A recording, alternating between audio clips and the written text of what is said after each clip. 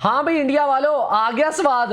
Temba बमूमा ने आज आप लोगों को पटक पटक के मारा है। आज एंड पे जब मैच खत्म हुआ है तो टेम्बा बमूमा की जितनी हाइट थी वो बोने ने आप लोगों को फ्लाइंग किक्स मारी हैं। टेम्बा बमूमा को आप लोग अंडर एस्टिमेट कर रहे थे। भाई उस बंदे ने वर्ल्ड चैंपियनशिप का फाइनल जीता हुआ है और जब से वो कैप्टन बना हुआ है टेस्ट टीम का, उसने 11 मैचेस खेले हैं और 11 मैचों में से वो 10 मैच जीता है और एक मैच ड्रॉ हुआ था।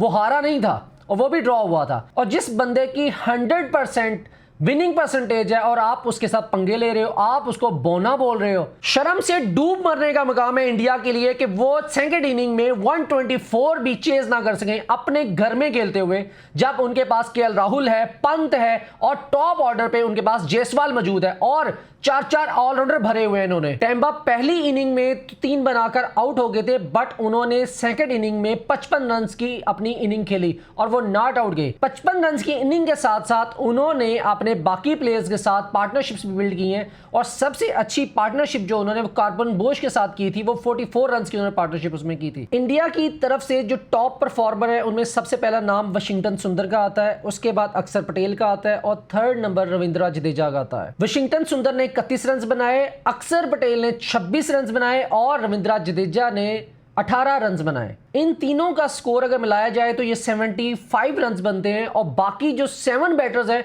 उन्होंने सिर्फ और सिर्फ 18 रन बनाए और इंडिया की ऑल टीम जो है वो 93 रन के ऊपर ऑल आउट हो गई।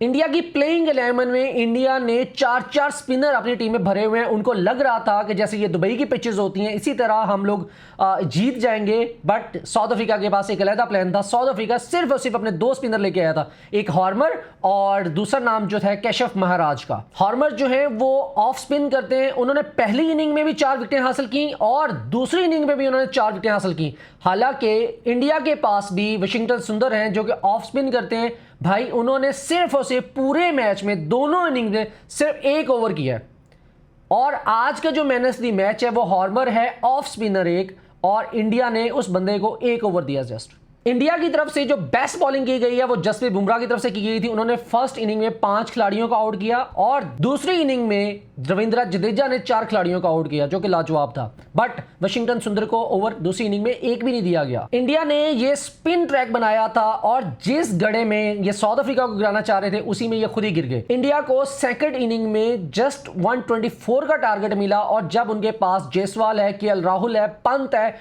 और 4 ऑलराउंडर हैं, तो अगर वो ये 124 भी चेज ना कर सकते तो लानत ऐसी टीम पर। पाकिस्तान लास्ट 2 ईयर से यही फॉर्मूला आजमा रहा है जो इस वक्त इंडिया ने किया है कि स्पिन ट्रैक बनाओ और गोरों को फंसाओ, और साउथ अफ्रीका को फंसाने की पूरी कोशिश की गई। पाकिस्तान ने भी यही किया था पाकिस्तान में और साउथ अफ्रीका को हराया भी था। इंडिया ने भी सेम स्ट्रेटेजी लड़ाई, स्पिन ट्रैक बनाया गया और इंडिया का कोई बैटर भी 40 स्कोर से ऊपर ना जा सका दोनों इनिंग्स में। और इंडिया ने पहली इनिंग में 189 बनाया और दूसरी इनिंग में 93 पे एक ऑल खिलाड़ी आउट हो गए। एक बड़ी मशहूर कहावत है कि भाई अगर साथ वाले का मुंह लाल हो ना तो अपना मुंह चपेड़े मार के नहीं कर लेते, तो इंडिया ने वही किया है कि अपने पास भी स्पिन फ्रेंडली विकेट बनाकर के हम जीत जाएंगे, बट वो जीत ना सके। इंडिया अपने होम ग्राउंड के ऊपर 2.5 दिन में टेस्ट मैच हार गया और जिसको आप बोना बोना बोल रहे थे, छेड़ रहे थे भाईजान, उसी ने तुम लोगों की लंका ढा दी है। इंडिया सेकंड और लास्ट टेस्ट मैच गुवाहाटी में खेला जाएगा और 22 तारीख से लेकर 26 तारीख तक होगा, लेकिन इंडिया दोबारा सोचेगा भी नहीं कि वो दोबारा स्पिन ट्रैक बना सके। इंडिया हमेशा से यही करता रहा है। उन्होंने चैंपियन ट्रॉफी में भी यही किया था दुबई में कि स्पिन ट्रैक बनाते थे, 4 स्पिनर को डालते थे और अगली टीम को फंसा लेते थे।